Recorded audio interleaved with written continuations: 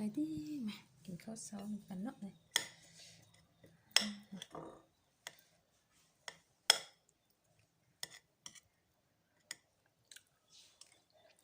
ต้มปลานี่หนำนี่หนักไปปลาแรกละตัวผักกระแซบ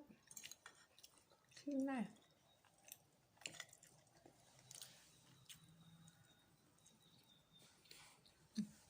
เดี๋ยวเนาะเดี๋ยวกินข้าวปุ้น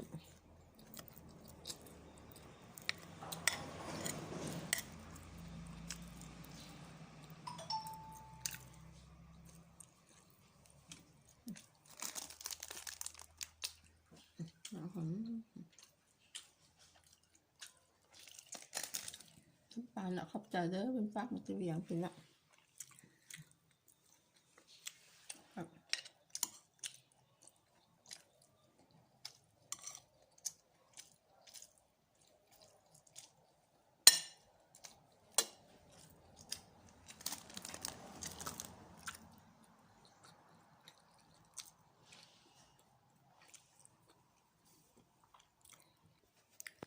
นั่ง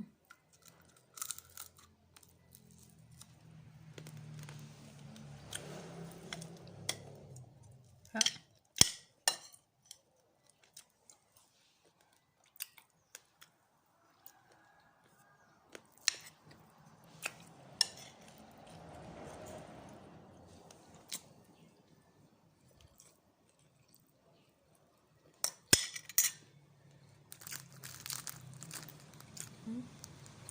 จัดเป็นน้ำยำ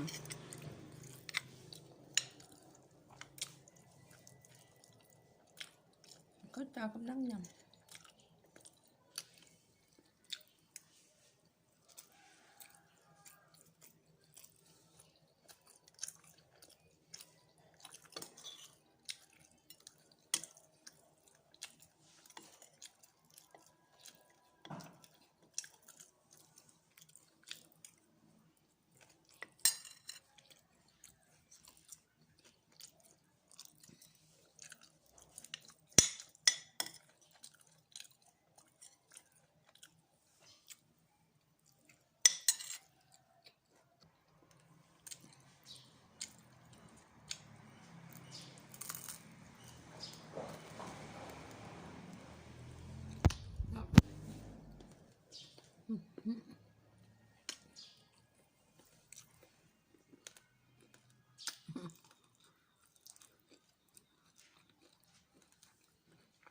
น้ำยำ